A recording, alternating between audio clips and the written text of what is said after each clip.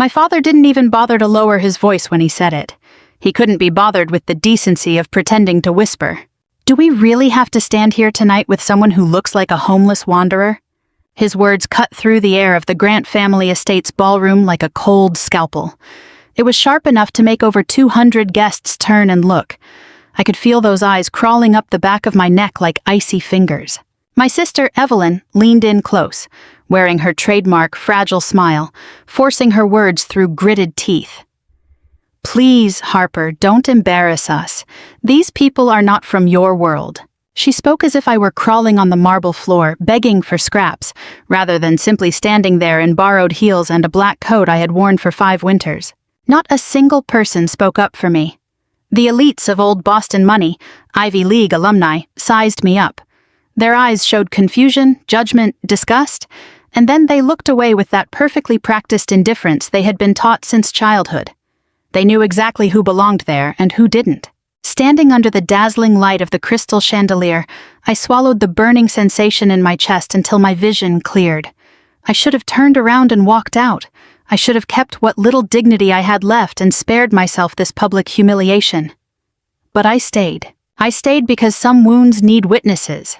More than that, not a single one of them, not my father, not my sister, and not the hundreds of well-dressed ghosts wandering this ballroom, knew the truth.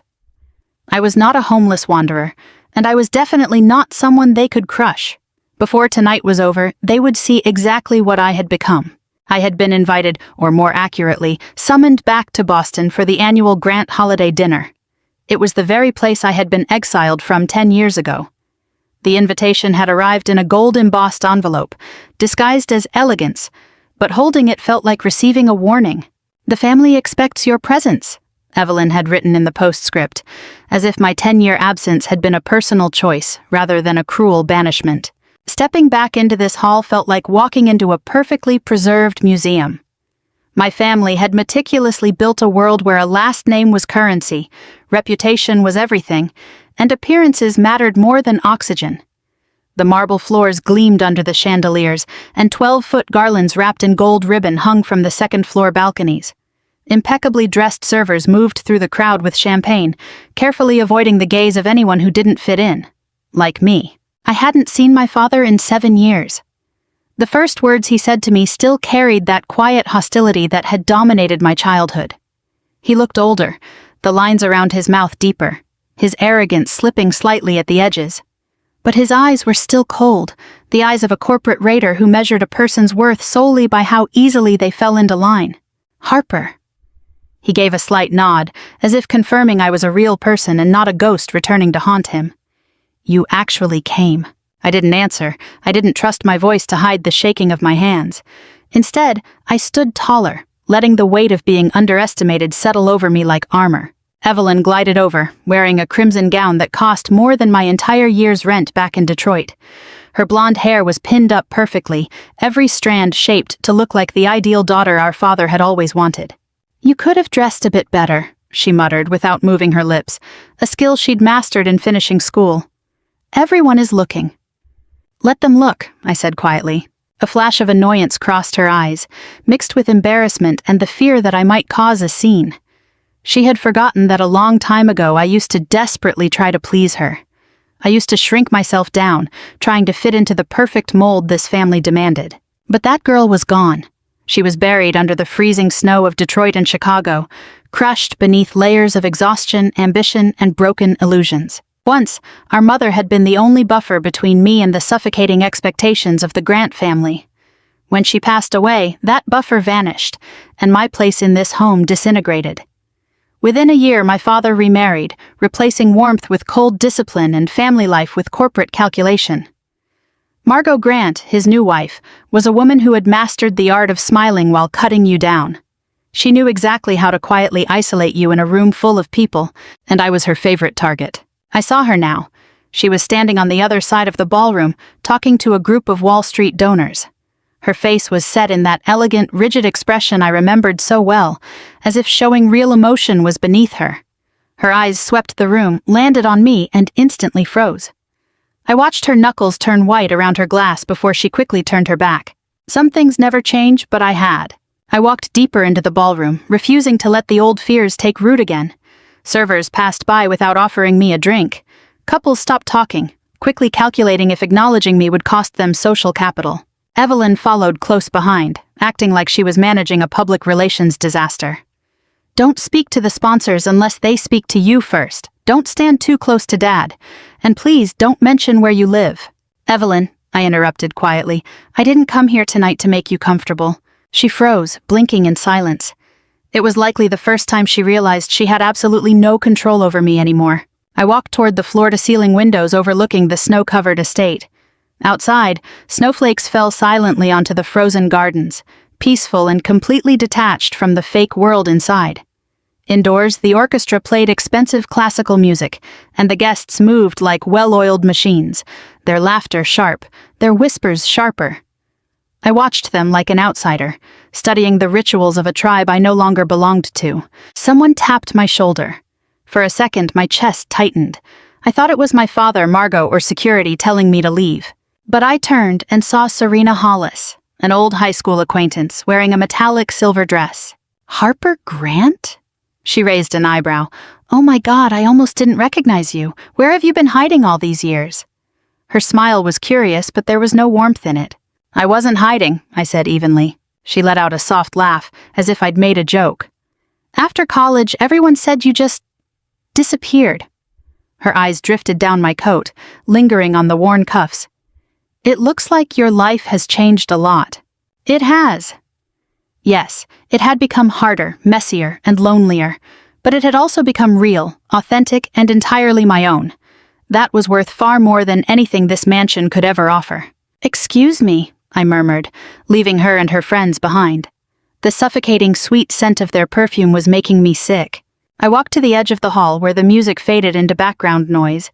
I stood alone, the air smelling faintly of pine and something cold, like the arrival of a storm. And then, the atmosphere in the room shifted.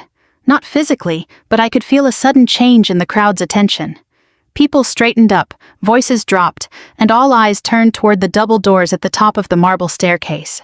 I followed their gaze and my breath caught. Lucas Hawthorne had walked in. Even from across the room, his presence cut through the crowd of Boston elites. He wore a sharp charcoal gray suit, carrying himself with the effortless confidence of someone who held absolute authority. His dark hair was damp from the cold outside, giving him a rugged edge that contrasted sharply with the sanitized elegance of the guests. This was a man at the top of the food chain.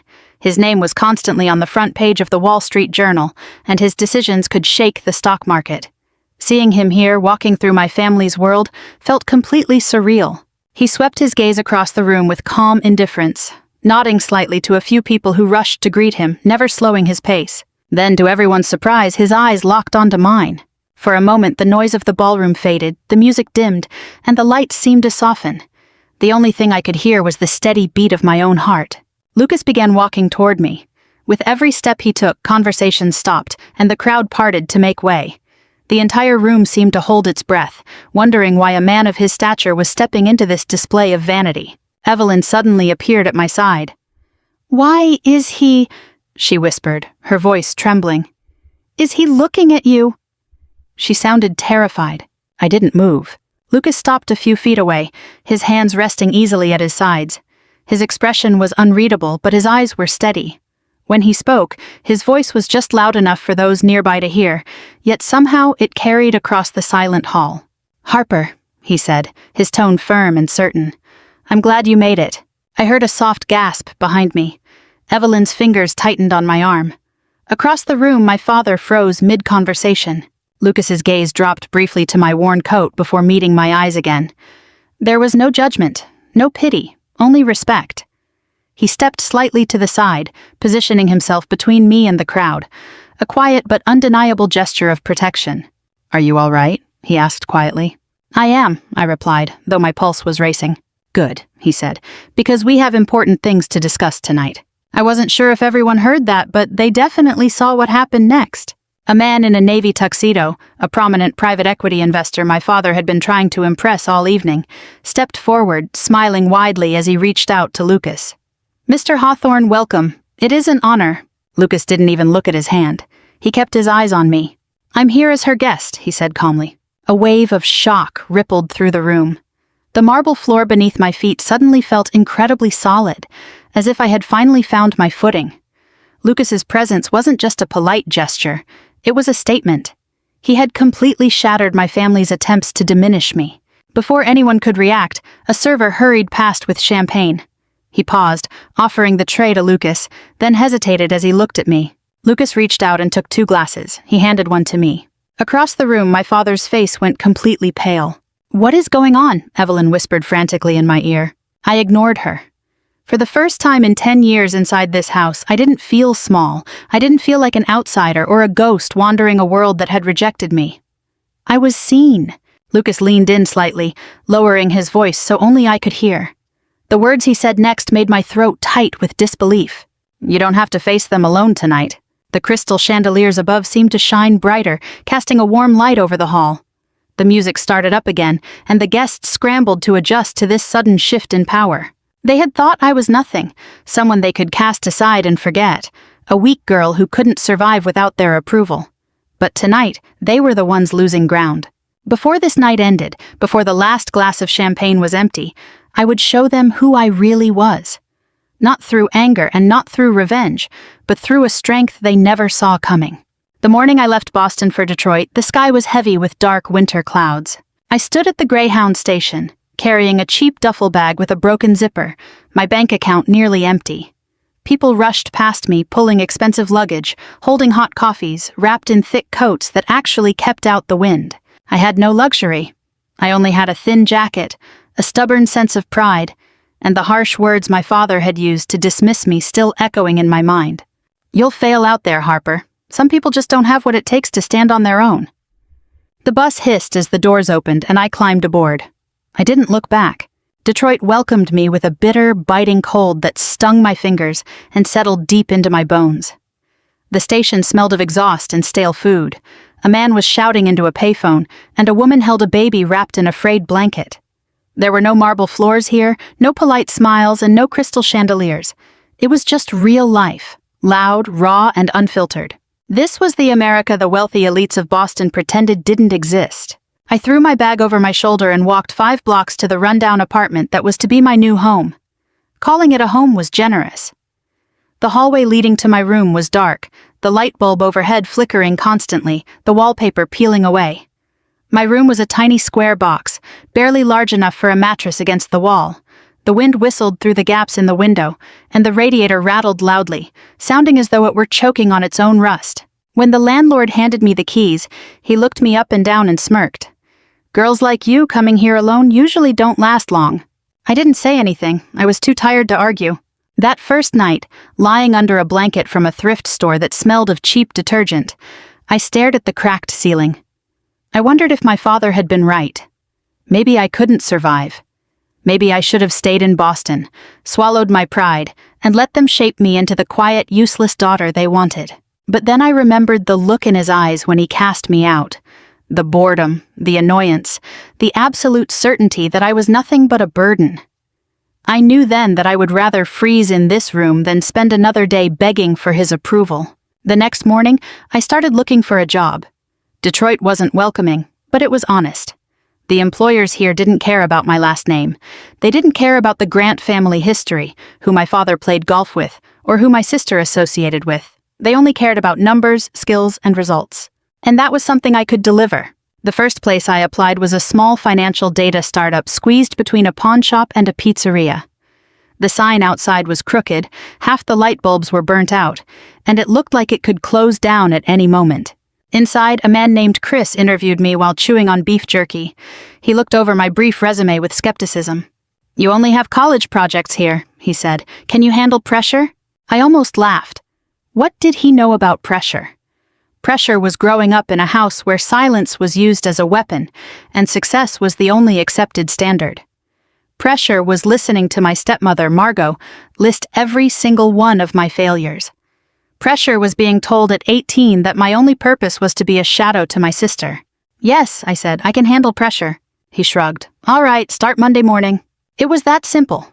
No long lectures, no condescending warnings, no insults hidden behind polite smiles.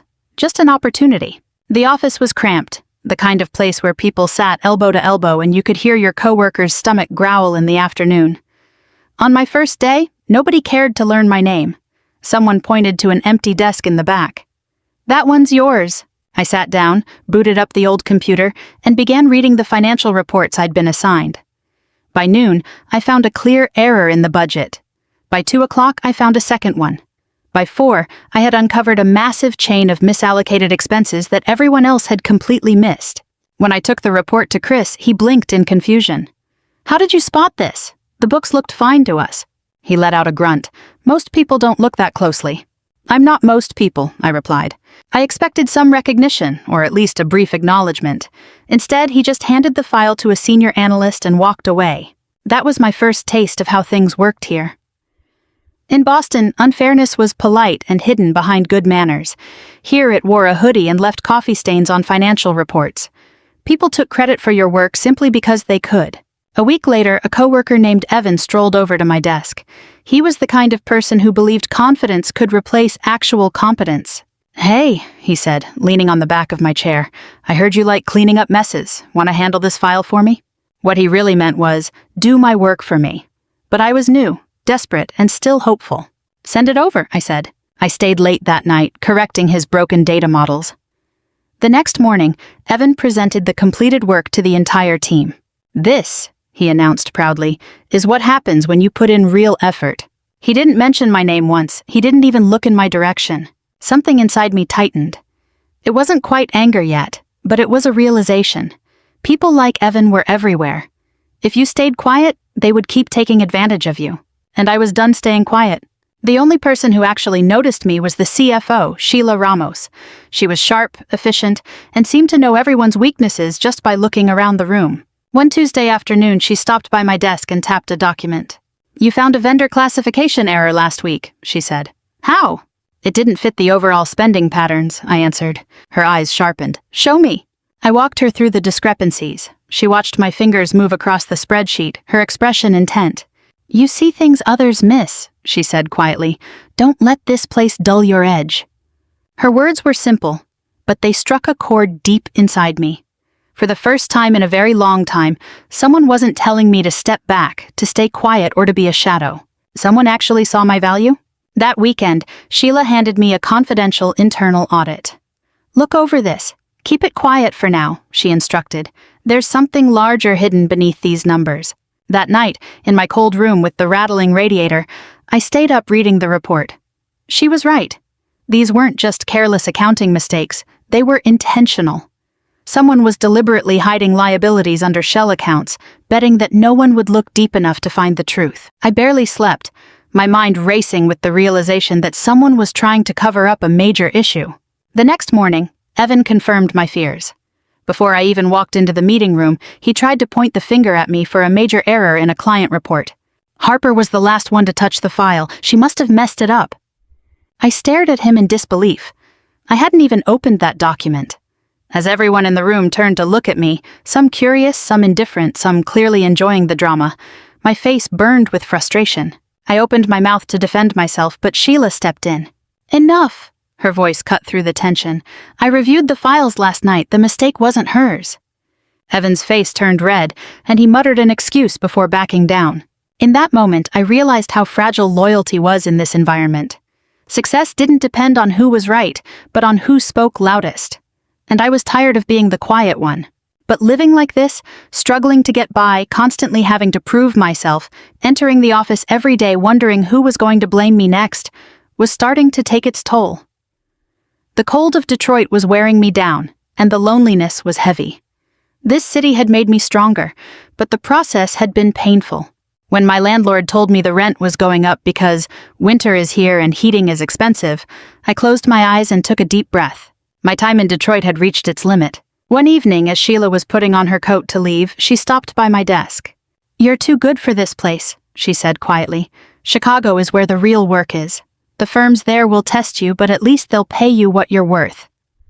"Chicago," I repeated. She nodded. "A friend of mine owes me a favor. I can get your resume onto the right desk." I didn't answer right away. That night, I walked home through the freezing wind, the strap of my bag cutting into my shoulder, my toes numb inside my boots. I unlocked my door, sat on the edge of the mattress, and stared at the wall. I wasn't afraid of hard work, pressure, or even failure. What I feared was becoming the person my father wanted me to be, quiet, compliant, and easily forgotten.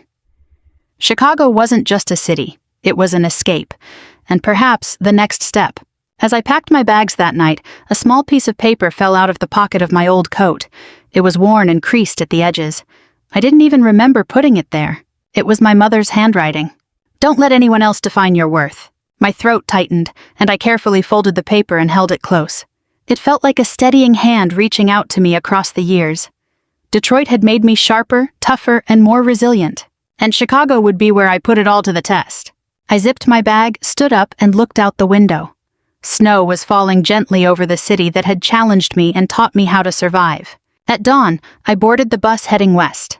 As the Detroit skyline faded behind me, I leaned my head against the cold glass of the window and whispered to myself, "I may have started at the bottom, but I've finally learned how to stand up." The train pulled into Chicago's Union Station under a heavy, gray sky that seemed to press down on the towering skyline. I stepped onto the platform holding the same worn duffel bag and wearing the same thin coat, feeling a mix of apprehension and a stubborn, quiet hope. Detroit had shaped me, but Chicago felt like a different level of challenge altogether. I pulled my coat tightly around myself as I walked out of the station, the bitter wind from Lake Michigan stinging my face. Taxis honked, and people rushed past with determination, all looking like they had important places to be. I didn't have anywhere to be, at least not yet. I rented a small walk-up studio on the south side. The wallpaper was peeling, the floorboards creaked, and the landlord only spoke to me through a crack in the door. The shared bathroom down the hall smelled of bleach and old pipes. My window faced a brick wall so close I could almost reach out and touch it. But it was my own space, and that was enough. The very next day, I had my first interview. Sheila had passed my resume to her contact at Carver Analytics, a mid-sized financial analysis firm located in a glass high-rise along the Chicago River. I spent the previous night ironing my only professional outfit, black slacks, a button-down shirt, and a blazer that didn't fit quite right in the shoulders. When I walked into the grand lobby, the receptionist looked at me as if deciding whether I belonged there. I ignored the judgment, kept my voice steady, and gave my name. They led me to a conference room with a long table and bright overhead lights. I sat alone for 5 minutes, looking down at the busy streets of Chicago, reminding myself that I had survived much worse than a job interview. The door opened, and a woman stepped in. She looked like she was made of pure discipline. Her gray hair was pulled back tightly, her tailored suit was immaculate, and her gaze was incredibly sharp. She introduced herself as Elaine Carver, the senior managing director. She sat down without a smile. "Your resume," she said, sliding the paper across the table, "is unusual. In the financial world, unusual could mean many things. Sometimes it was a compliment, other times a warning sign. I didn't back down." "In what way?" "High performance at small, overlooked firms," she noted. "A lot of hard work, cleaning up other people's mistakes." "That's accurate," I said. She leaned forward, resting her hands on the table. "And now you're applying for an associate analyst position. It requires absolute precision, resilience, and confidence." "I have all three." She folded her hands. "You don't look like someone who was groomed for this world." "No one ever groomed me to succeed," I said quietly, "but I learned how to survive anyway." A faint flicker of interest, or perhaps respect, passed through her eyes. She opened a folder and slid a thick stack of documents toward me. Spreadsheets, financial projections, and a complex series of modeling errors. "Fix these," she said. "You have 20 minutes." Without a single second of hesitation, I spread the documents across the table, grabbed a pen, and went to work. The moment the numbers began falling into place, my pulse steadied. Patterns practically jumped off the page. Under the harsh fluorescent lights, the fraudulent discrepancies stood out like cracks in armor. Time was up. I slid the folder back to her. She quickly flipped through the first page, then the second. Finally, she set her pen down with a quiet click. "I've never seen anyone spot that particular logical error," Elaine said. "Even my senior analysts miss it because they always assume the underlying data is correct." "I never assume anything," I replied. She closed the folder. "You start Monday." Walking out of that building, I felt lighter than I had in months. It wasn't wild excitement or a sense of victory, but rather a solid feeling of finally standing on firm ground. My first day at Carver Analytics was a whirlwind. The office was charged with high-stakes pressure, phones ringing constantly, printers humming, and analysts rushing between departments with stacks of files. I was assigned a desk near a window, though the view was mostly the concrete facade of a neighboring skyscraper. My team consisted of 5 analysts, all of whom sized me up with open skepticism. In financial firms, a newcomer is always seen as a threat, either a competitor or a potential scapegoat. By noon, I had mapped out the office hierarchy. Ryan, the resident golden boy with perfectly slicked back hair and a smug smirk, tried to explain concepts to me that I had mastered years ago. Chelsea, sharp as a needle, watched every move in the office like a hawk. Derek, quiet and exhausted, looked like he was one bad week away from quitting. Then there was Maya, the only one who gave me a genuine smile, though her tired eyes told me she was brilliant but lacked any real authority here. None of them wanted a newcomer upsetting the balance. Unfortunately for them, that was exactly what was about to happen. My first assignment was a minor client audit. It was meant to test my limits, a low-stakes task. But the deeper I dug, the more uneasy I became. Vendor payments didn't align, expense categories shifted constantly without explanation, and projected profits seemed artificially inflated. I stared at the numbers until the pieces fell into place. Someone was manipulating the financial data. The following week, I took my findings to Elaine. She listened in silence as I pointed out the discrepancies. When I finished, she tapped her fingers on the desk. "Which analyst was handling this account before you took it over?" "Ryan," I said. She took a slow breath. "Of course he was." My shoulders tensed. Should I pretend I didn't see this? "No," she said. "You were supposed to find it, and you did." She looked me dead in the eye. "But be careful, Harper. Exposing incompetence makes you enemies." "I've had enemies my entire life," I said. "A few more won't make a difference." "Good," she murmured. "You're going to need that courage." The fallout came the next day. Ryan cornered me in the hallway. "Are you trying to make me look bad?" he muttered through gritted teeth. "You did that to yourself," I replied coldly. He took a step closer, his voice dropping to a harsh whisper. "Let's get one thing straight. People like you don't last long here. You're temporary. You're easily replaced." "So are you," I said, walking right past him. I could feel his anger burning a hole in my back. That evening, I stayed late to finish a weekly report. The office was empty, save for the hum of the fluorescent lights and the cold glow of the Chicago skyline reflecting through the windows. I didn't hear the footsteps until someone spoke behind me. "You're certainly making waves." It was Maya, holding a cup of tea. I blinked. "Waves?" She pointed to the glowing spreadsheet on my monitor. "Word travels fast." "Ah," I said quietly, "that kind of waves." She leaned against the edge of my desk. "Brace yourself. Ryan can't stand being outperformed, especially by a woman he can't talk down to." "I'm not here to compete with him," I said. Her smile was faint. "That's exactly why he's afraid of you." Over the next month, I took on more work, stayed later, and handled the messy projects no one else wanted to touch. I didn't complain. Not because I loved being buried in work, but because I knew the rules of survival in Chicago. If I didn't take control of the work, someone else would use it as a weapon against me. Slowly, my reputation began to build. When people needed a complex analytical model double-checked, they came to me. When accounts didn't balance, they whispered my name. I stayed out of the spotlight, but I became indispensable, the person the firm relied on but never publicly praised. I recognized the pattern. Detroit had given me the tools. Chicago was where I put them to use. One evening, while reviewing a complex corporate merger, I noticed a pattern that shouldn't have been there. It wasn't an obvious error. It was subtle, highly calculated, and almost invisible. Someone had buried a massive liability deep within a long list of accounting adjustments. If this merger went through, it would be a disaster. My heart raced as I stared at the numbers. This wasn't an oversight. This was deliberate financial deception. I printed the documents, highlighted every warning sign, and walked straight into Elaine's office. It was nearly 9 p.m., but she was still there, looking as though she hadn't left her chair all day. She read the report in silence, her eyes narrowing. Then she looked up. "This discovery," she said slowly, "will either prevent a catastrophe or expose someone very powerful." "I know," I said. Her gaze turned sharp. "Do you understand the risk?" "I do." "And you still brought it to me?" I nodded. "Because it's the truth." She closed the folder. "Go home, get some sleep. Tomorrow is going to be interesting." And it was. By noon the next day, the senior partner who had been orchestrating the merger was quietly escorted out of the building. There was no scene, no shouting, just a swift, absolute departure. Rumors spread like wildfire through the firm. Someone had caught his manipulation of the books. Someone had stopped an oversight that would have cost the firm millions. A shadow analyst had brought down a senior partner. Ryan glared at me all day.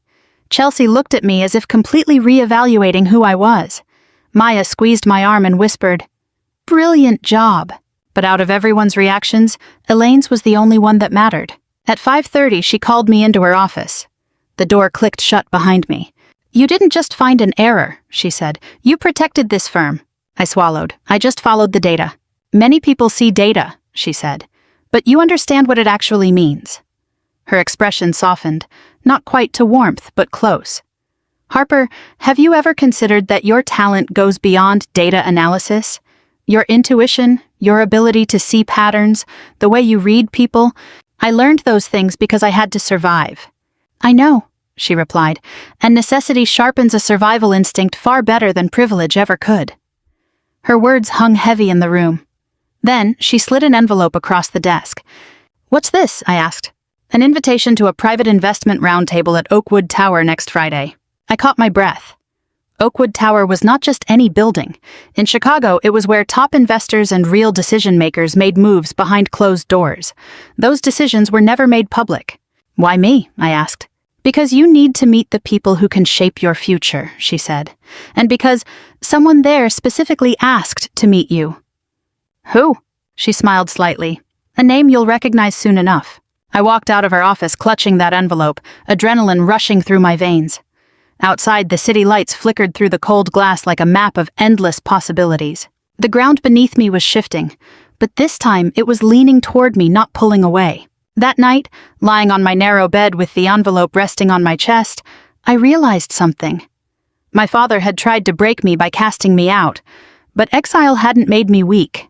It had forged me. And Chicago was only the beginning. When Friday night finally arrived, I had no idea what was waiting for me. The envelope Elaine had given me felt heavy, as if the weight of my future was sewn into the paper. All week I had stared at it.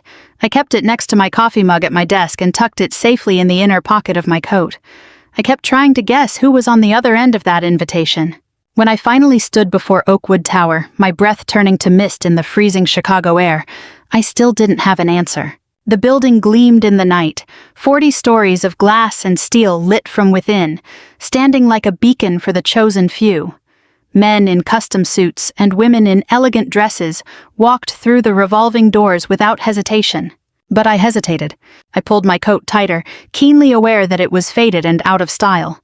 A voice in my head whispered that I didn't belong here, but a stronger voice answered back, "I earned my place in this room." Inside the lobby, the marble floors reflected a warm, golden light. A concierge directed me to a private elevator reserved for the event. I stepped in, and the doors closed with a soft sigh. As we ascended, my heart raced. When the doors opened, I stepped into a high-ceilinged reception hall overlooking the Chicago River. A bar lined one wall, and small groups of people stood talking quietly over drinks. There were no name tags, no signs, just a quiet gathering of power. They chose carefully whom to acknowledge and whom to ignore. I stayed near the edge of the room, observing the crowd. I recognized a real estate mogul who often appeared on magazine covers, a senator I had seen on television, and a Wall Street CEO whose company's earnings calls could shift the entire market. This wasn't just a social event. It was a test. The decisions made here would never be recorded in any public ledger, but they would shape the financial landscape for years to come. I had been standing there for less than 5 minutes when a familiar voice spoke. "You look like you're planning to rob the place." I turned. Maya was standing beside me in a deep blue gown, her usual exhaustion replaced by a striking elegance. She gave me a small, genuine smile. "I didn't know you'd be here," I said, letting out a breath. "I wasn't invited," she said. Elaine needed someone she trusted to help manage the logistics, so, volunteer badge, I sneaked in. She looked around playfully. "Honestly, I just wanted to see this legendary gathering with my own eyes." I breathed a sigh of relief, glad to see a friendly face in this unfamiliar world. "You'll be fine," she said, squeezing my wrist. "Don't let anyone intimidate you. Half the people here only look dangerous because everyone else keeps saying they are." She slipped away before I could respond, leaving me feeling a bit comforted but still uncertain. I scanned the room again, trying to figure out which of these powerful figures had asked to meet me. Then I saw him. He was standing near the large windows, one hand in his pocket, speaking quietly with a woman twice his age. Lucas Hawthorne. He didn't look like someone who needed to show off his power. Unlike my father, who wore arrogance like cheap cologne, Lucas carried a different presence. Quiet, precise, and measured. Every move he made seemed deliberate. His dark hair was brushed back neatly, and his dark suit fit him perfectly. He looked relaxed, but his posture showed he was fully aware of everything happening around him. The woman beside him laughed softly. Lucas smiled, a reserved, controlled expression. Suddenly, the attention of the room seemed to shift toward him, like a compass needle pulling toward a magnet. Of course I knew who he was. Everyone in finance did. He was the strategist who could turn failing companies around, the man who negotiated billion-dollar deals so quietly and efficiently people joked he could read minds. He was the one who could revive a stagnant market with a single signature. I swallowed hard. How did a man at the top of his field even know my name? As I watched him, his gaze swept over the crowd and landed steadily on me. It wasn't a polite glance reserved for a stranger. It was clear recognition. My pulse jumped. He nodded to the woman beside him, politely ending their conversation, and walked toward me with quiet confidence. The sheer presence of the man kept me anchored to the spot. I held my breath. He stopped a comfortable distance away. "Miss Grant," his voice was low and steady. "I was hoping you'd make it." My throat felt dry. "How do you—" "Elaine Carver is highly selective with her recommendations," he said. "When she pays attention to someone, I take notice." Suddenly, I felt incredibly aware of how simple my coat was, how plain my shoes were, and how unpolished my life still felt. But he wasn't judging me the way the people in Boston had.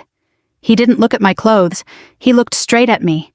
His gaze was steady, evaluating my actual capability rather than my status. "I'm surprised," I admitted. "I didn't think you knew my name." The corner of his mouth twitched into a slight smile. "To me, names are far less important than the work behind them. And your work has reached the people who matter." A warmth rose in my chest, and I forced myself to keep eye contact. "You have a very rare instinct," he continued. "Pattern recognition, risk assessment, identifying anomalies. It's a unique combination of skills." I swallowed. I was just doing my job. "No," he said, his tone softening as if gently correcting me. "You did what most people can't, or simply won't do." He gestured toward the balcony doors. "Walk with me." I hesitated for a second. He waited calmly, giving me the space to make my own choice. There was something remarkable about a man with so much influence showing that kind of patience. I nodded. We stepped out onto the balcony overlooking the Chicago River. The wind was colder out here, but the view was stunning. The city lights danced across the dark water, moving with the current. He rested his hands on the railing. "Do you know why these roundtables exist? To connect investors? To evaluate people," he corrected precisely. "This world doesn't run on capital, it runs on judgment." He looked at me. "And judgment is exactly what you excel at." I blinked. I didn't think anyone was paying attention. "People often focus on the wrong things," he said. "Your colleagues see a threat. Your father saw someone who didn't fit his mold. I see capability, leverage, and foresight." His words struck deep. I took a steadying breath. "I haven't accomplished anything significant yet." "You stopped a disastrous merger last month." I stared at him, shocked. "How do you know about that?" He didn't answer right away. Instead, he watched the river, letting the cold wind catch his hair. "Because," he said finally, "the man behind that merger has been trying to hide similar financial issues for years. What you found was more significant than you realize." My stomach tightened. "I didn't mean to cause trouble." "You didn't," he said. "You revealed the truth. How others use that truth is their own choice." The door behind us opened and Elaine stepped out. "Lucas," she said before turning to me, "is everything all right?" He nodded. "We're fine." Elaine looked at me, her gaze lingering a second longer than usual, as if checking to see if I was overwhelmed. I straightened my posture immediately. Elaine turned to him. "Your presence tonight has caused quite a stir." "It usually does," he replied simply. "But you still came," she said.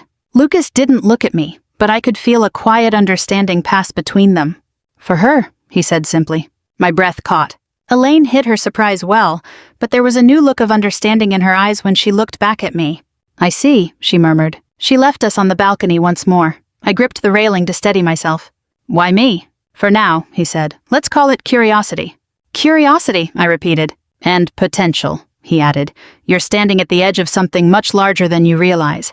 I'm offering you perspective, guidance, and when you're ready, opportunity. I hesitated. I'm not sure if I'm the right person for this. He turned to face me fully. The wind caught his jacket, but he stood steady, completely unbothered. You doubt yourself because you were taught to, he said, not because you lack the ability. That statement hit a very old hidden wound.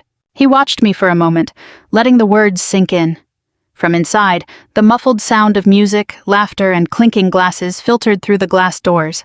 I have to leave shortly, he said, but you should stay. Observe, learn, see who in that room has something of value to say and who is just making noise.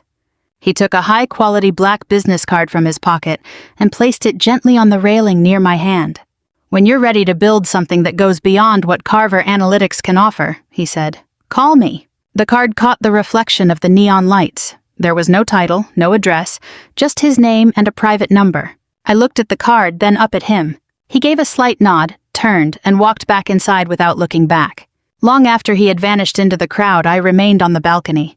The cold seeped through my jacket, but I barely felt it. For the first time in my life, not just in Chicago, but ever, I didn't feel like I was simply trying to survive. I felt recognized. I felt chosen. And that feeling was far more intense than any fear of failure. When I finally walked back inside, the atmosphere in the room had shifted. It wasn't an obvious change, but rather in the way people looked at me. They weren't staring directly, but their attention had clearly moved. My perceived value in their eyes had changed. As I crossed the room, Maya stopped me, her eyes wide. Harper, what did he want? Why was Lucas Hawthorne talking to you? I slipped my hand into my pocket, my fingers closing around the card. It was nothing, I said softly, at least not yet. But I knew the truth. On that high balcony, a massive shift had begun.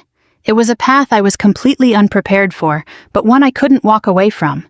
The city lights flickered below, as if waiting for me to make my move. For the first time in 12 years, I didn't feel small. I felt a sense of quiet certainty. The morning after the dinner at Oakwood Tower, Chicago felt different. It wasn't any warmer or friendlier, but it felt sharper. It was as if the city had drawn a line in the sand, waiting to see if I had the courage to cross it. I woke up before sunrise, sitting straight up in my narrow bed.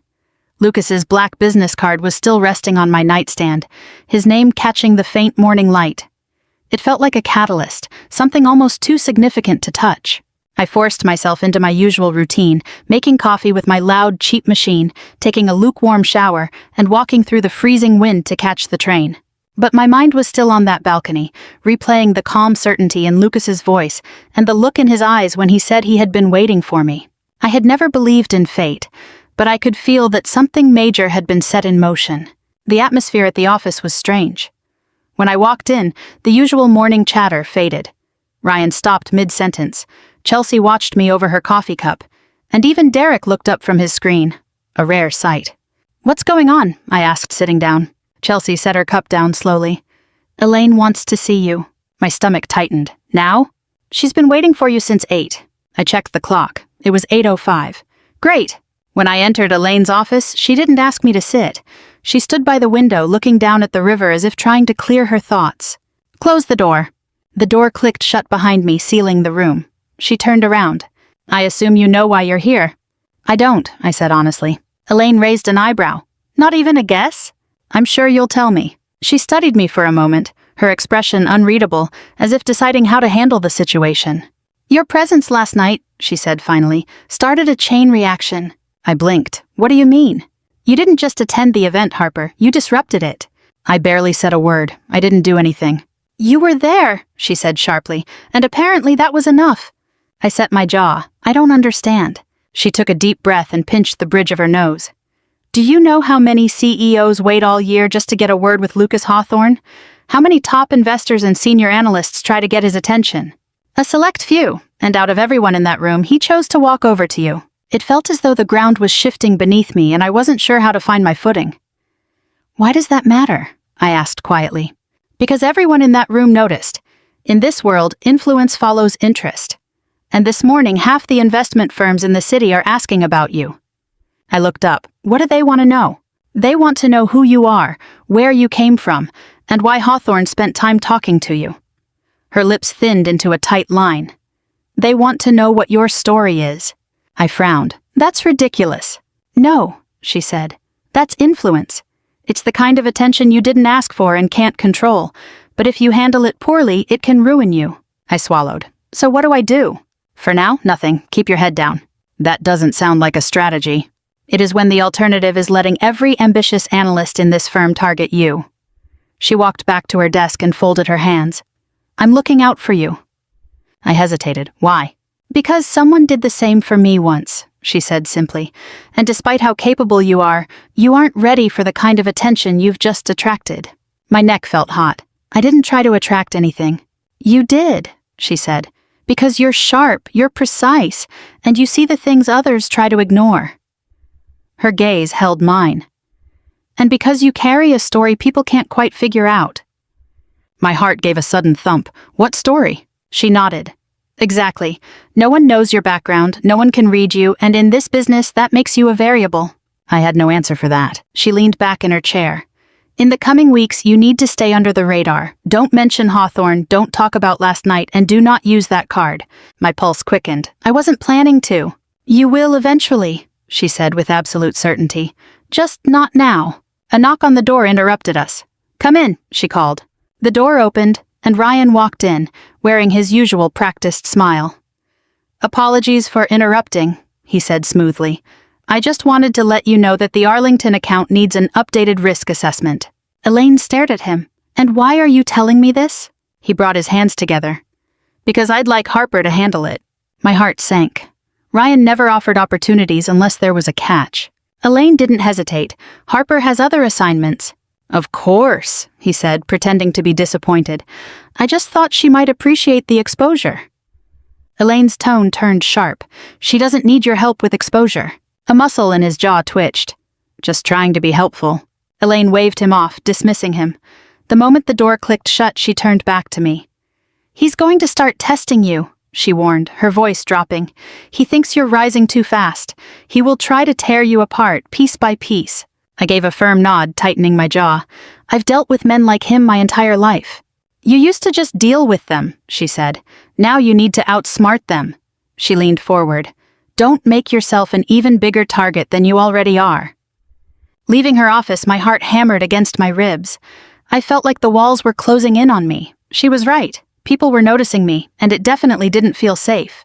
The rest of the day went by in a blur. I kept my head down, buried myself in paperwork, and ignored the lingering stares. At 5 o'clock, I packed up my things and bundled up against the bitter cold. As I stepped outside, snow began to fall. It started light, then quickly grew heavy, blanketing the pavement. Reaching for my gloves, my fingers brushed against the edge of the business card in my pocket. I didn't take it out, but its presence sent a tight squeeze through my chest. I walked toward the train station. Halfway there, my phone buzzed in my pocket. Unknown number. I almost declined it, but on some strange instinct, I answered. "Hello? Harper." That single word made me freeze in my tracks. "Lucas." I tightened my grip on the phone. "How do you have my number?" "Elaine," he replied simply. I swallowed hard. "Why are you calling me?" "Checking in," he said, "and making sure you made it home safely last night." I stared into the falling snow. "I'm fine." "You don't sound fine." "I'm busy." I hated the slight tremble in my voice. "You're overwhelmed," he corrected gently. I closed my eyes. "Why did you speak to me last night? Out of everyone in that room, why me?" There was a brief silence on the line. I could hear his steady, calm breathing. "Because I know what potential looks like before it fully takes shape," he said, "and I don't waste my time on people who don't matter." A gust of wind swept past, throwing icy snowflakes against my face. "Do I matter?" I whispered to myself. "Yes," he said, "and one day you will matter a great deal to everyone." For a second I forgot to breathe. Then his voice dropped even lower. "Be careful with how people look at you right now. They will disguise curiosity as kindness. It's not." My throat tightened. "So what do I do?" "For now," he repeated Elaine's words, "do nothing." That seems to be a common theme.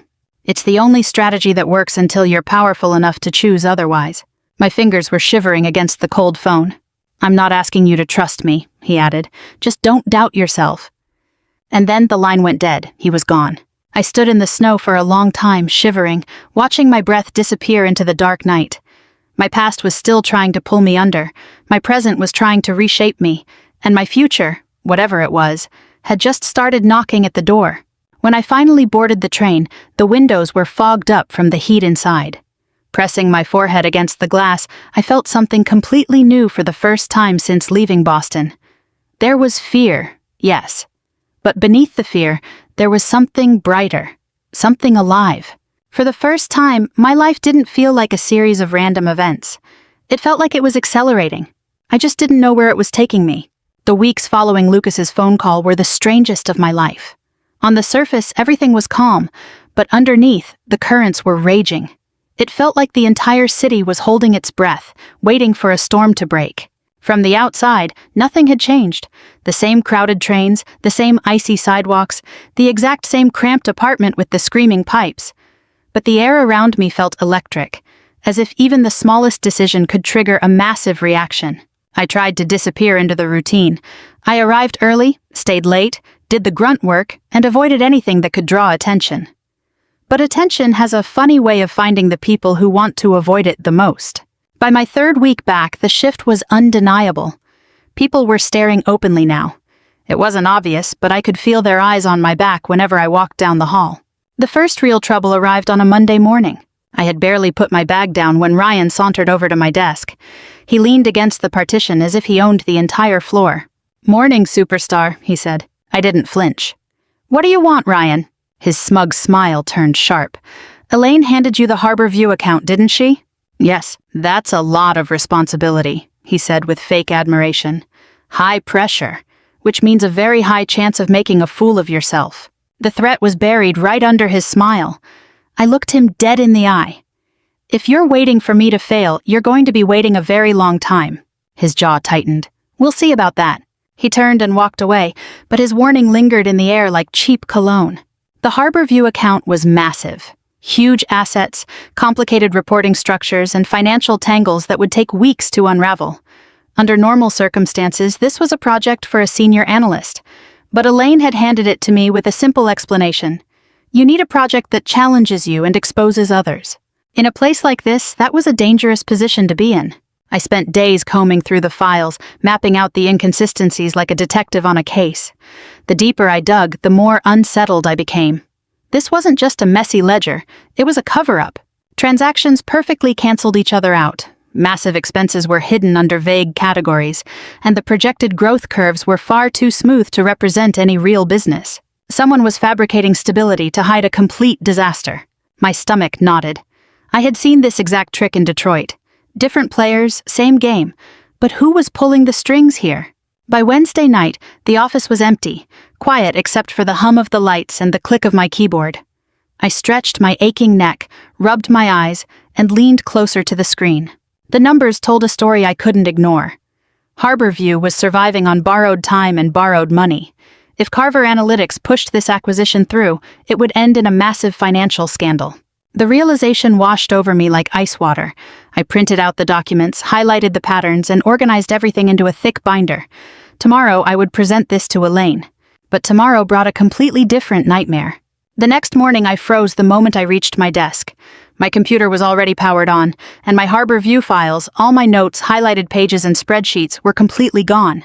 My breath caught. I searched my drawers, checked my folders, and looked everywhere. Nothing. A sharp wave of panic hit me. Someone had gone through my desk. Someone knew what I was looking into. I stood there, my heart hammering against my ribs until Maya appeared beside me. "You look pale," she whispered. "What's wrong?"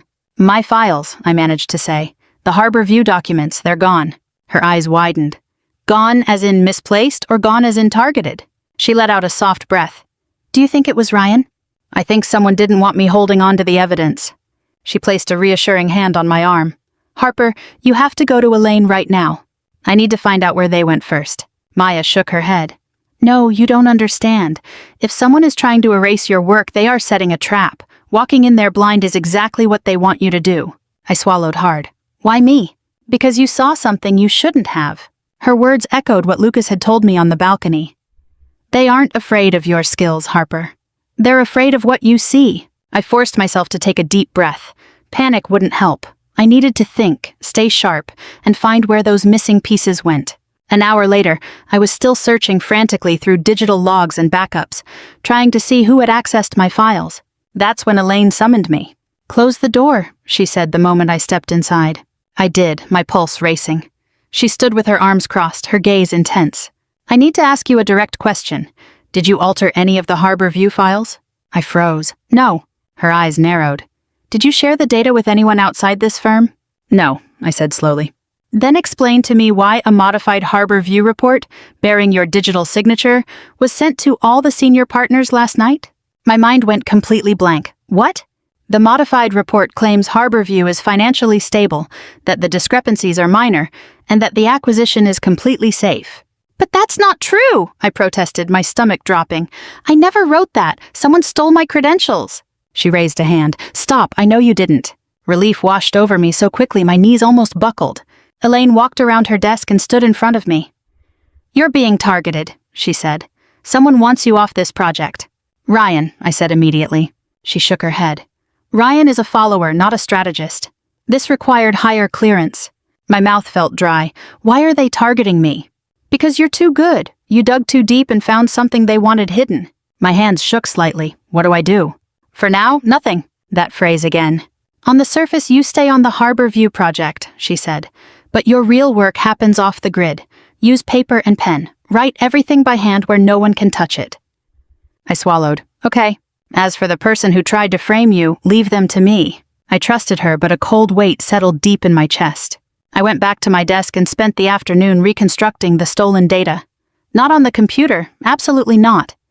I used sheets of paper, a calculator, and my own memory. Around 5 o'clock, Maya approached me, looking worried. "I heard something," she whispered. "What?"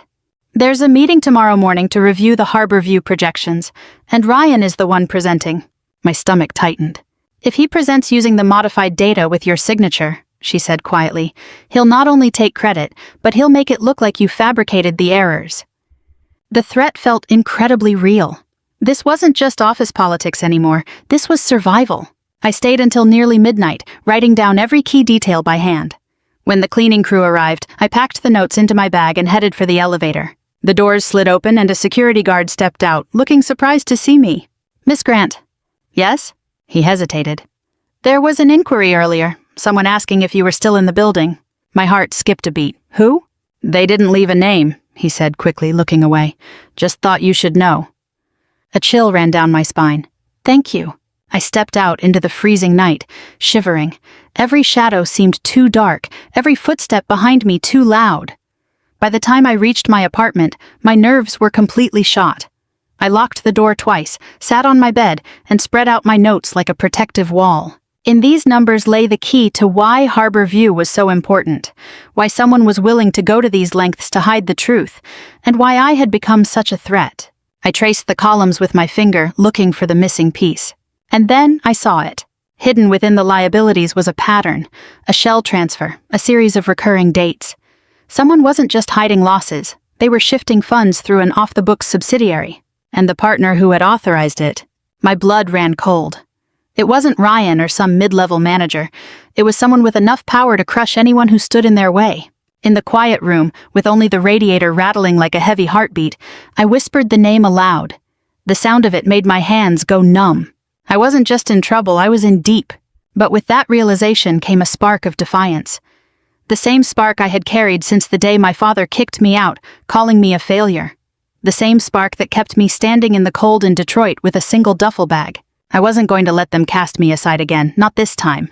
I carefully gathered my notes, placed them in a folder, and hid them under my mattress. Then I picked up my phone. I didn't call Lucas, but I opened our message thread and stared at his number. Not yet. Not until I had undeniable proof, until I knew exactly how deep this went, and until I was ready. I put the phone down, lay back, and stared at the ceiling. Tomorrow would be the first real battle. If I wanted to survive in Chicago, I had to be sharper, faster, and more calculated than the people trying to bring me down. I closed my eyes and focused on my breathing. I wasn't afraid of them anymore. I was focused on the strength I was finding within myself to fight back. The conference room was colder than the rest of the office. Colder than the Chicago winter, colder than the nervous tension in my stomach. I arrived 10 minutes early, clutching my notepad. The fluorescent lights overhead hummed, casting a pale glow on the polished conference table. I could hear quiet footsteps in the hallway as people began gathering for the Harbor View review, the meeting that would determine if I survived at Carver Analytics or became another quiet casualty. I chose a seat at the far end of the table, giving me a clear view of everyone who walked through the door. I needed to watch every expression, every micro-reaction, every nervous glance. I needed to find out who was behind this. I unscrewed my pen, even though my hand shook slightly. Nervousness wasn't weakness, it was just adrenaline sharpening my focus. Ryan was the first to enter, exactly as expected. He wore his signature smug smile, though it looked slightly forced. He saw me but pretended I wasn't there, letting his gaze slide past. His suit looked brand new. People like him always liked to look their best when they were trying to step over someone else. They liked to keep up appearances while bringing others down. Next came Chelsea and Derek whispering to each other. Derek gave me a brief, sympathetic look. Chelsea watched me closely as if trying to solve a puzzle. Elaine walked in last, carrying a thick binder. Her expression was completely unreadable, calm and controlled, but with an underlying focus. When our eyes met, she held my gaze for a second, a silent reminder to watch, listen, and keep my composure. The door closed and the meeting began. "Thank you all for being here," said Mr. Walters, one of the senior partners. He adjusted his glasses and opened a folder. "We're here today to review the updated Harbor View projections and decide if we are moving forward with the acquisition timeline." My pulse quickened. "The updated projections, the fabricated data," Walters continued. "I believe you have the updated analysis, Ryan?"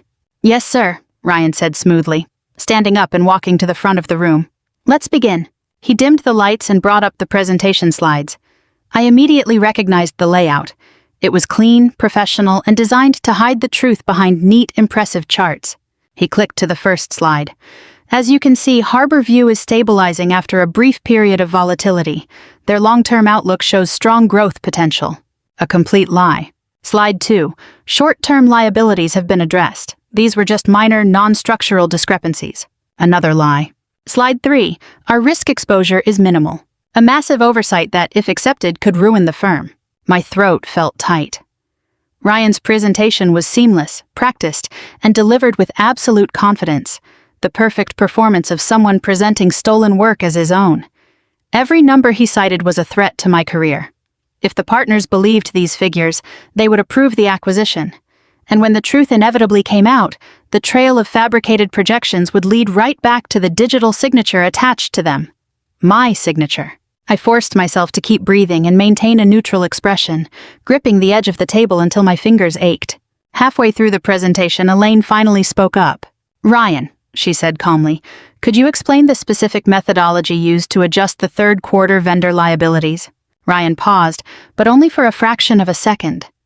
"Of course, we reclassified a portion of the liabilities under research and development costs to better reflect Harbor View's internal restructuring." "And who suggested that reclassification?" she asked. He blinked. "The system flagged it." The corner of Elaine's mouth twitched. "The system flagged it?" Ryan nodded confidently. "The same system that has been notoriously inaccurate on this specific account?" she countered. A quiet murmur rippled around the table. Ryan's smile faltered.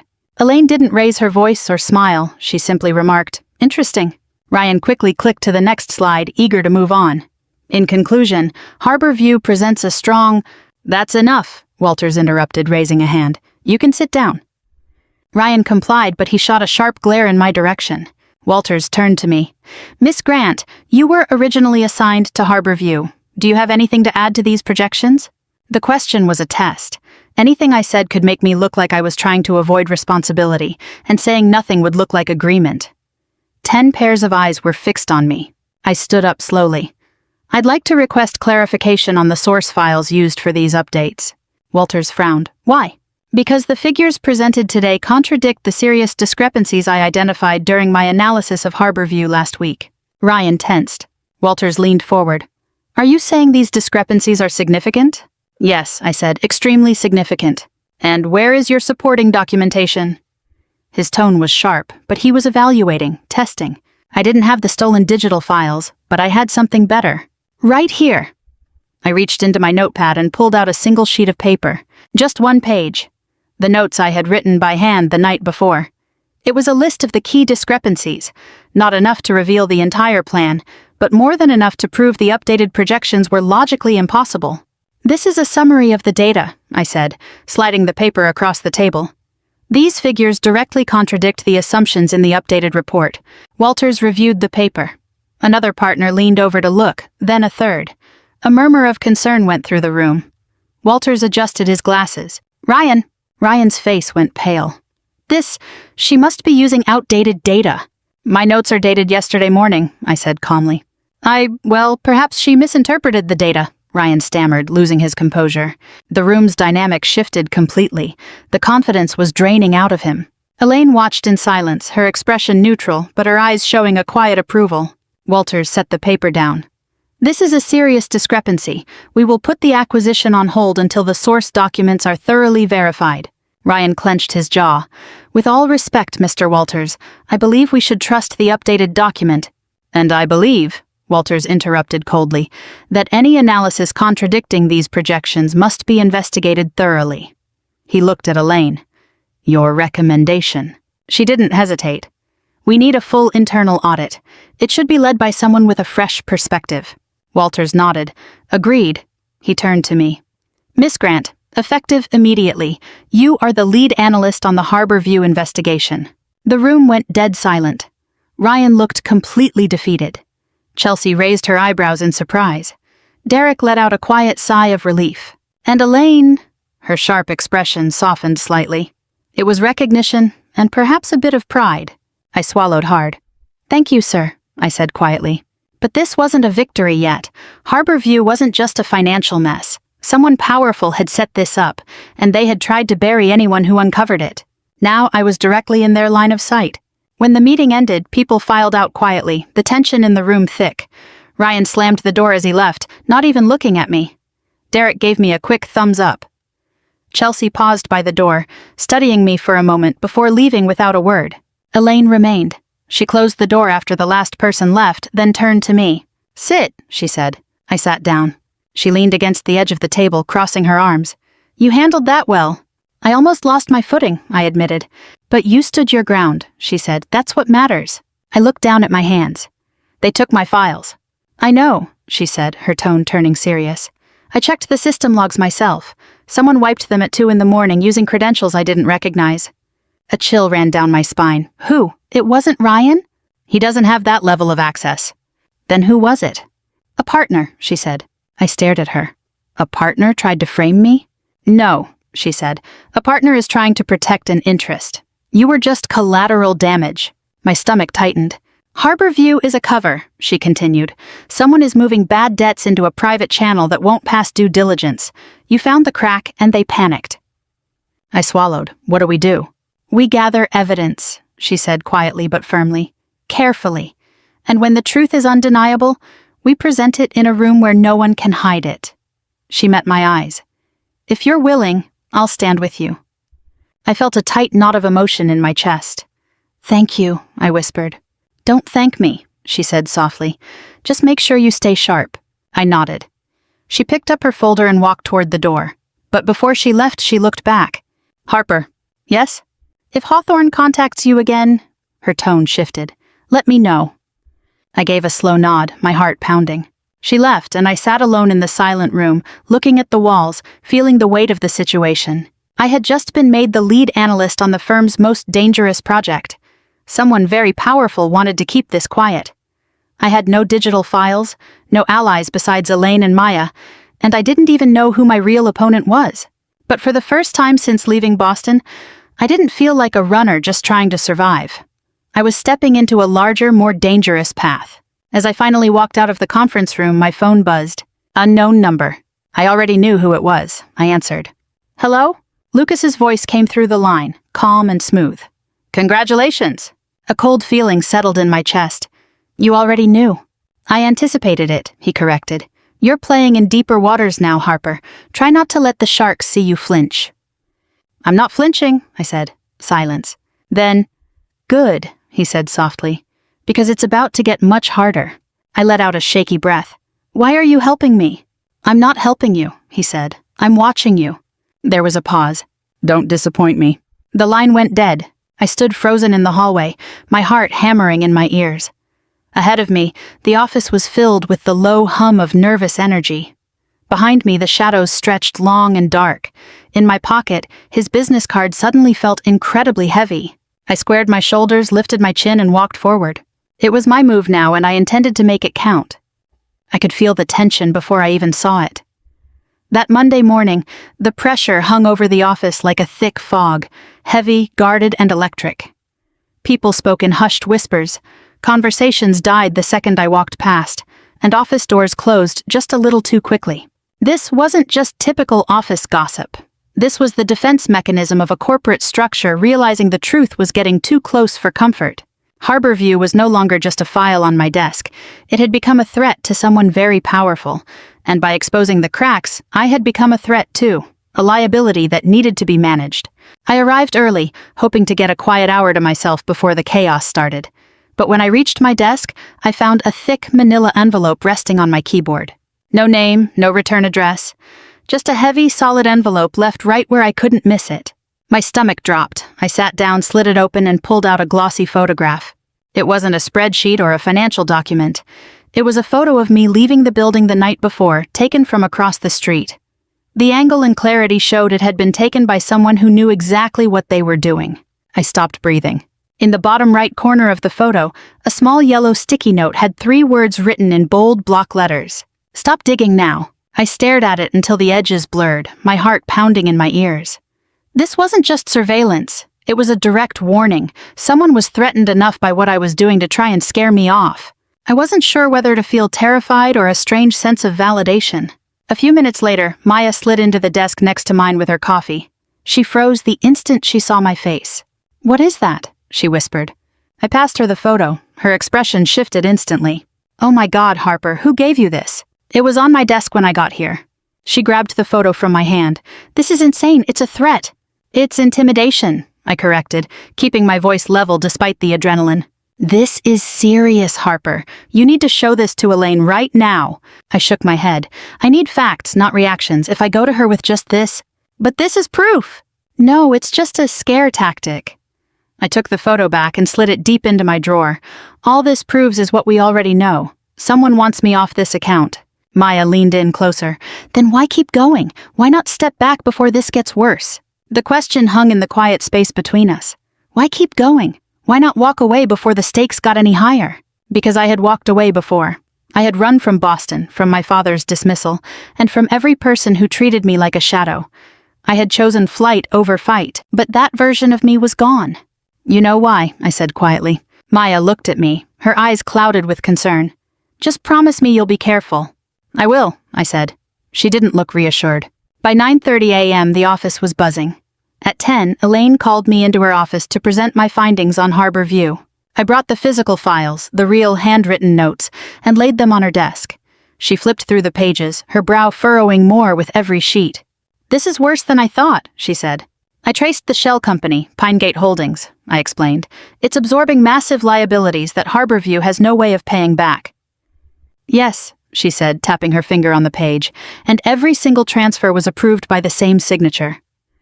My stomach turned. "Do you recognize it?" "I do," she said, "but it's not a name you're going to want to hear." Before she could say it, there was a knock on the door. Sharp, deliberate, and authoritative. "Come in," Elaine said. The door opened, and the entire atmosphere in the room shifted instantly. Standing in the doorway was the last person I expected to see in Elaine's office. Martin Price, senior partner, executive, and the man whose signature was on the Pinegate Holdings transfer documents. He gave me a cold, calculated smile. "Elaine, Miss Grant." My fingers tightened around my notepad. Elaine's expression instantly masked itself into a polite, professional shield. "Martin, we're in the middle of a review." "So I hear," he said smoothly, stepping into the office. "Harborview, a complex account, full of misunderstandings." "It's not a misunderstanding," I said evenly. "It's manipulation." His eyes drifted to me, narrowing slightly. "A very dramatic choice of words," Elaine intervened. "Harper has uncovered some clear discrepancies." "I'm sure she has," Martin said, his voice dripping with condescension. "A fresh perspective sometimes struggles to grasp the complexities of high-level transactions." I felt a spark of anger light up in my chest. This was the man who had authorized the transfer of liabilities to cover his own track, nearly destroying the firm's credibility in the process. And now he was trying to paint me as inexperienced. He took a step closer to the desk. "Harper, let me see your notes." "No," I said. His smile faltered, his expression hardening. "Excuse me?" "They aren't finalized," I said. "I'm still verifying the data." Elaine shot me a quick look, part warning, part approval. Martin let out a dry chuckle. "Ah, I see we've developed some confidence." I didn't blink. "I've developed clarity." His smile vanished completely. Elaine stepped slightly between us. "Martin, if you need the files, request them through my office." He stared at her, the tension thick enough to cut, his jaw tight with irritation. "Of course," he said finally. "I look forward to seeing the complete report on Friday." He turned and walked out, closing the door quietly behind him. A heavy silence settled over the room. Then Elaine let out a breath. "It's him," I said. "I know, and he won't go down quietly." "Neither will I." "You need to be incredibly careful," she warned. "He is highly influential, well-connected, and protected by senior leadership." "I'm not trying to start a war," I said. "I'm trying to protect the firm." Elaine gave a sharp, humorless laugh. "In this world, Harper, those two things are the same." She rubbed her temples. "We need a strategy. We need undeniable proof." "Not just numbers on a screen, something concrete," I agreed. Elaine nodded. "Then from this point on, you aren't fighting this alone. Give me everything you find. I'll handle how we present it." The knot in my chest loosened slightly. "Thank you." She stood up. "Don't thank me, Harper. This is about survival." I left her office and walked back to my desk, feeling a mix of adrenaline, focus, and determination. At noon, Maya dropped a sandwich on my desk. "Lunch," she said. "You haven't eaten." I took it gratefully. She sat beside me, lowering her voice. "I heard something." I braced myself. "What?" "Ryan has been meeting with Martin." I tightened my jaw. Of course he had. They think I'm going to expose them. They think I'm trying to make noise. I'm not trying to make noise. "They don't know that," she said. "All they know is that you're a threat to them." I looked at her. "Am I?" "Yes," she said softly, "which is why you have to stay one step ahead." At 3 o'clock, my email chimed, a new message. Subject: drop the Harbor View inquiry. The body of the email was completely blank. No name, no signature. The message was clear. By 5, the office had mostly emptied out. I stayed, my desk lamp casting long shadows over the stacks of paper. I went through the transactions again, line by line, date by date. What was Martin hiding? Who else was involved? Where was the weak link? At 6:30, my phone buzzed. Unknown number. I answered before I could overthink it. "It's me," Lucas said. I leaned back in my chair and closed my eyes. "How do you always call right when things are getting complicated?" "I don't call when things are complicated," he said. "I call when you're about to make a breakthrough." I swallowed. "I think I just made an enemy of the wrong person." "No," he said. "You made an enemy of the person who should have been dealt with a long time ago." A chill ran down my spine. "He threatened me." "He'll try more than that," Lucas said calmly. "He's backed into a corner and desperate people do reckless things." "Should I stop?" I asked quietly. There was a brief pause on the line. "No," he said, "but you need to be strategic. Play your hand carefully. Don't reveal your evidence too early. Let him think he's winning." "And if he ruins my career first?" "He won't," Lucas said, "because he doesn't know what you're truly capable of. Not yet." His voice softened. "But I do." I let out a shaky breath. "It feels like I'm in over my head." "You're not in over your head," he said. "You're growing." I pressed my fingers to my forehead. "You sound very sure of that." "I am," he said, "and you need to hear this. I don't want you to be afraid of him or anyone else in that building." "I'm not afraid of him," I whispered. "I'm afraid of what happens if I lose." "If you're playing the long game, you won't lose," he said. I hesitated. "Why do you care about this?" Another pause.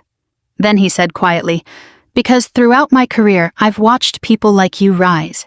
And every single time, they change the game." My breath caught. "When do I call you?" I asked. "When you're ready," he said. "You're close. Not yet, but close." The call ended. I stared at the screen until it went dark. Not yet, but close. I packed up my papers, slid them into my bag, and stood up. When I stepped outside, the cold Chicago night air hit me, sharp, biting, and filled with the distant hum of the city. The streets gleamed under the lights, sharp and metallic. I looked up at the towering skyscrapers. In the shadows, someone was plotting against me. In the light, someone was waiting for me to succeed. And between those two forces, I walked, cold, determined, and absolutely refusing to disappear. Harborview was a battlefield. Martin Price was the opponent. and I was no longer the girl just trying to survive. I was the storm he never saw coming. The next 48 hours felt like living in the eye of a hurricane. The surface was quiet, but underneath the current was incredibly fast. Martin Price didn't confront me again, but the silence following our interaction was worse, a calculated attempt to wear me down mentally. By Tuesday morning, the office dynamic had shifted entirely. People avoided my gaze, and conversations stopped whenever I entered a room. Reports I usually received automatically were delayed, and meetings I was supposed to attend were rescheduled without my knowledge. I was being isolated, and it was being done very efficiently. I sat at my desk, reviewing the ledgers for the 11th time, when the first real blow landed. At 10 in the morning, an email popped up in my inbox. The sender was a senior partner who hadn't spoken to me directly in months. Subject: urgent, inconsistencies regarding your accounts. My throat tightened. I opened the email. Harper, we have received concerning information regarding discrepancies in accounts under your supervision. Please report to Conference Room D immediately. R. Daniels. My pulse raced. Here it was. This was the move Martin had been planning, the strike he was waiting to make. I stood up slowly, grabbing my notepad so tightly my knuckles turned white. As I walked toward Conference Room D, I noticed people watching me. It wasn't curiosity, it was anticipation, as if they had already been told I was in trouble and were waiting to see the fallout. I paused outside the door, took a deep breath, and stepped inside. 4 people were waiting, 3 senior partners, and Martin Price. He sat at the head of the table, hands folded, wearing an expression of practiced concern. Miss Grant, Daniels said, gesturing to an empty chair. Please sit. I took a seat. An issue has come up, he continued, sliding a stack of documents toward me. There appear to be conflicting financial entries on your accounts. Martin leaned back, his eyes narrowing slightly. Perhaps she's simply overwhelmed. Inexperience can lead to mistakes. The air in the room felt heavy. I looked down at the documents, fabricated entries, adjustments I had never made, signatures that weren't mine. I didn't make these modifications, I said calmly. Daniels raised an eyebrow. They were made using your digital credentials. My credentials were compromised, I said. Someone used them to alter the files. Do you have proof? He asked. I do, I said. Martin's expression sharpened. Elaine had taught me never to go into a meeting unprepared. I reached into my bag and pulled out a flash drive. It held screenshots of the system logs, the records showing unauthorized access to my account at 2 in the morning. I slid it across the table. These logs show access to my account from a terminal I've never used. Daniels plugged the drive into his laptop. As the files opened, the silence in the room deepened. Lines of time-stamped evidence scrolled across the screen. Unauthorized login, unauthorized transfers, unauthorized edits. And the source didn't point to my computer. It pointed to an executive terminal, a terminal only partners could access. The terminal in Martin Price's office. My heart hammered in my chest. Daniels leaned closer to the screen. This is highly concerning. Martin kept his composure. Logs can be faked, he said smoothly. It's quite convenient that she discovered this only after being questioned. I met his gaze. Only someone who knew a trap was being set would assume I was prepared for it. His jaw tightened. Daniels rubbed his temples. Martin, were you working late on Sunday? Martin gave a tight smile. Of course. The Harbor View account requires constant attention. That's interesting, I said, because the terminal used for the unauthorized access was logged in under your ID right before the building security logs show you left for the night. A flash of anger crossed Martin's eyes. He hadn't expected me to pull the building access logs. Daniels looked between me and Martin. This will require a deeper internal investigation. Martin stood up, adjusting his jacket. Of course, but let's not let a junior analyst's defensiveness disrupt. That's enough, a firm voice said from the doorway. Elaine walked in. What is the meaning of this? Martin demanded. I was about to ask the same, she replied calmly, but instead I'm going to present my findings. She laid 2 folders on the table. This, she said, tapping the first folder, is my independent review of the Harbor View data from last night. She looked around the room. And this, she tapped the second, is a transaction log from Pinegate Holdings, directly linking unauthorized liability transfers to a specific individual's authorization. She slid the second folder to Daniels. He opened it. The air left the room. This authorization. Martin, this is your signature, Daniels said, his voice flat with disbelief. The silence was absolute. Martin kept his face controlled, but I saw the crack in his composure, the sudden sharp panic behind his eyes. This is fabricated, he hissed. Elaine raised an eyebrow. Then you should contact Pinegate Holdings and ask why they received instructions directly from your email, your system, and your terminal login. Daniels let out a long breath. Martin, we're going to need your full cooperation with an independent audit. Martin's voice rose. This is ridiculous. We don't make these decisions lightly, Daniels said coldly. But the evidence is clear. Until the audit is complete, you are suspended from all duties related to Harbor View. Martin froze. Suspended. He knew exactly what that meant. His position was beginning to crumble. He turned his gaze to me, cold and furious. It was a promise of retaliation. Then he walked out, slamming the door hard enough to rattle the walls. The partners dismissed me shortly after, giving me brief nods of acknowledgement. But it didn't feel like a victory. Not yet. Not while the man I had just exposed was still in the building, desperate and angry. As I walked into the hallway, Elaine caught up with me. Walk with me, she said. We walked to her office in silence. She closed the door, letting her professional guard down. You did well, she said, but we aren't finished. I know he'll try to find another way, I said. Men like him don't accept defeat. I sat in the chair opposite her. What's our next move? Nothing, she said. Not right now. The audit will take weeks. We need to keep a low profile. A familiar frustration rose in my chest. I'm tired of keeping a low profile. I know, she said. But staying quiet is what keeps you safe right now. I looked down. Harper, she added, her voice softening.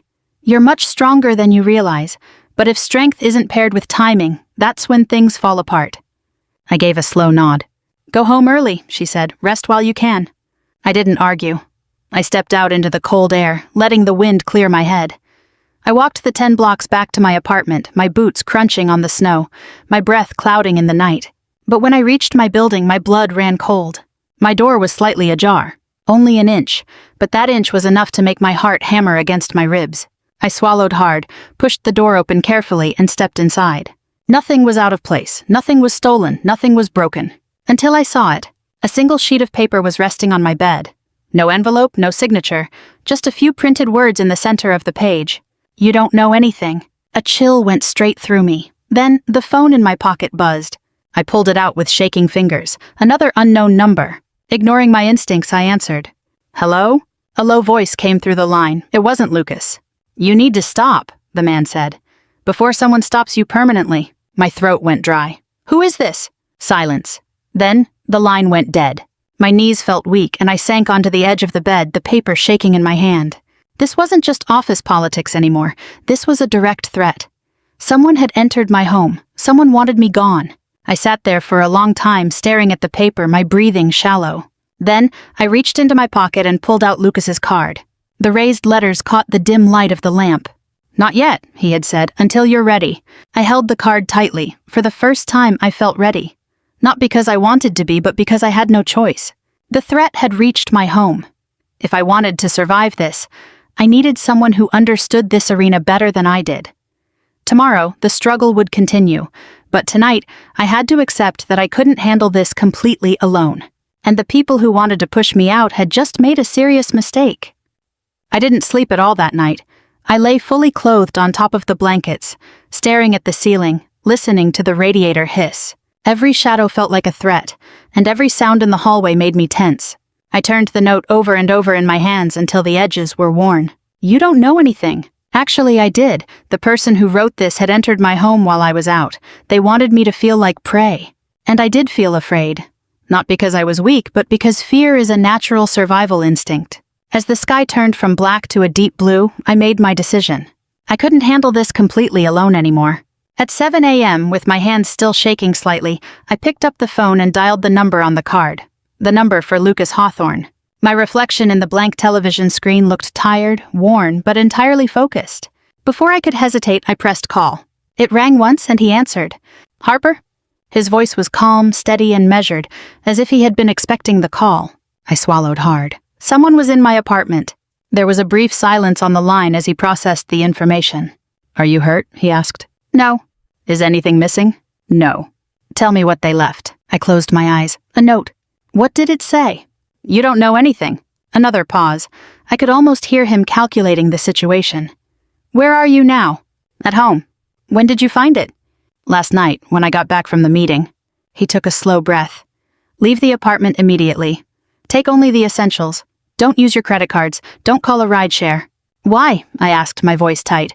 Because when someone wants to scare you, they leave a note, he said, his voice dropping. But when they want to track you, they leave a device. A cold chill ran down my spine.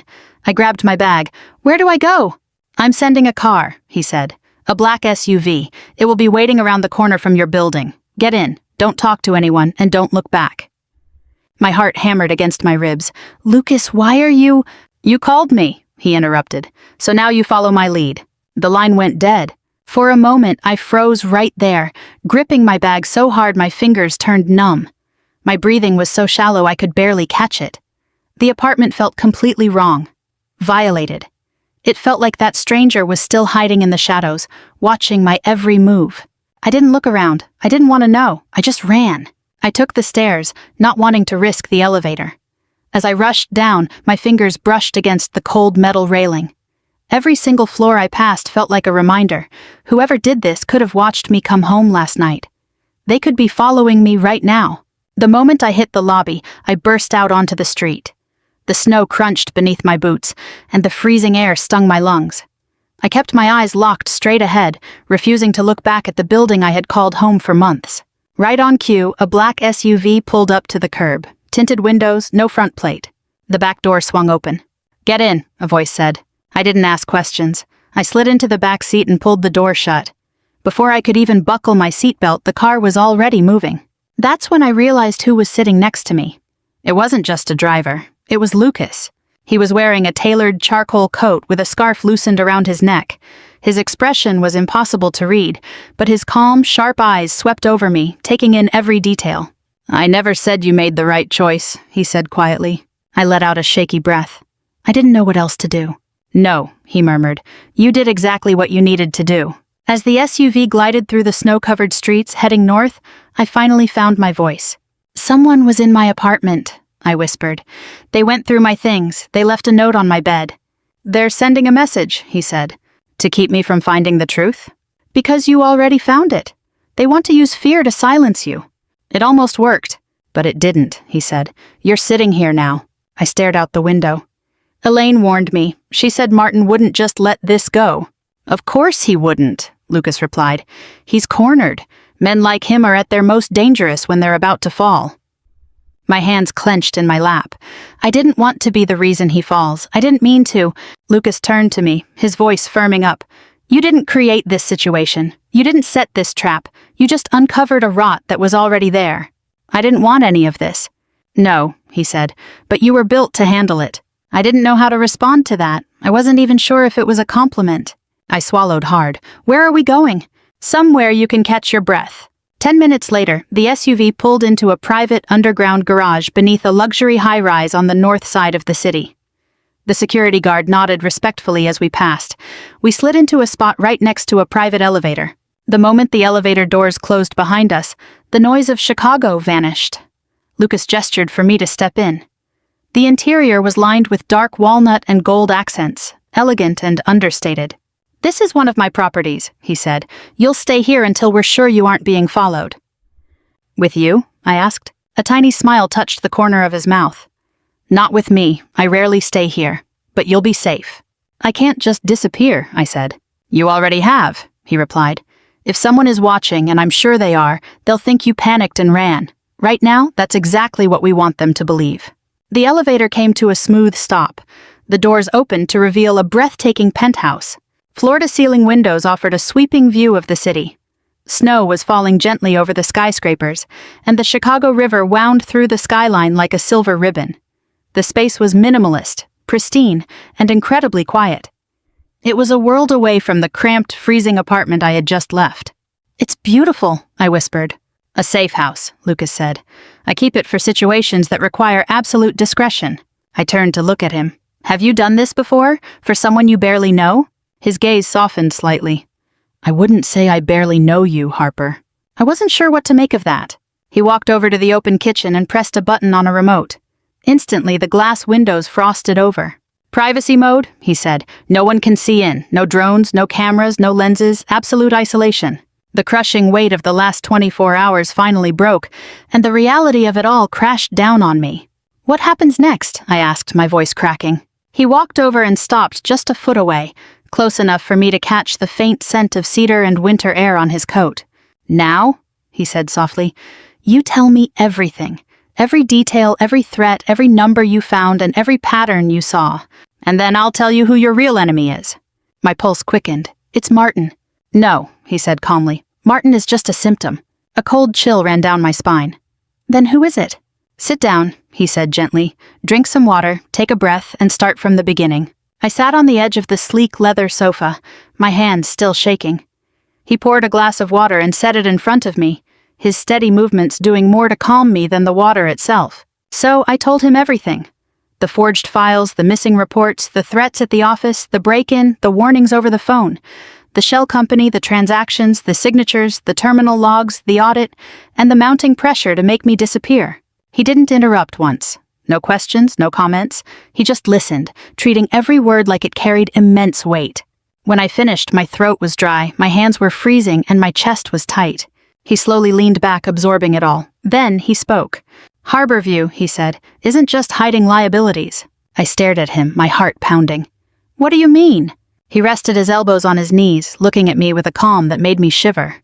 "Someone is using Pinegate Holdings to launder debt," he said, "and those debts belong to a massive corporate entity." "What entity?" He hesitated for a second. Then he said the one name that completely emptied the air from my lungs. Grant Holdings. My father's company, his empire, his legacy. I froze completely. No sound, no breath, I couldn't even blink. "Martin is protecting someone inside Grant Holdings," Lucas continued. "Someone who has been using Harborview as a shield. If that person falls, everyone tied to that company goes down with them." I whispered, my voice barely audible. "My father." "Most likely," he said quietly, "or someone very high up whom he trusts implicitly." The world shifted beneath me. The corruption I had risked my life to uncover was a bomb planted by my own family. I wasn't just exposing Martin, I was exposing my own blood. "It doesn't matter who authorized it," Lucas added. "What matters is that the secrets you've uncovered are things people will go to extreme lengths to protect." I gripped the edge of the sofa. "What do I do?" "You stay here," he said. "Stay quiet, stay safe. Let me handle the rest. Consider it a vacation." "And the internal audit?" "I'll take care of the parts you can't." I didn't know whether to feel relieved or terrified. "So I just hide?" I whispered. He shook his head. "No," he said. "You prepare." "For what?" My chest tightened. Lucas locked eyes with me, his voice low and certain. "For the moment the truth becomes too big for them to hide." "And when is that?" He didn't hesitate. "Soon." Outside, the Chicago snow kept falling, but inside this quiet room, the real storm had just begun. From this moment on, my life would never be the same.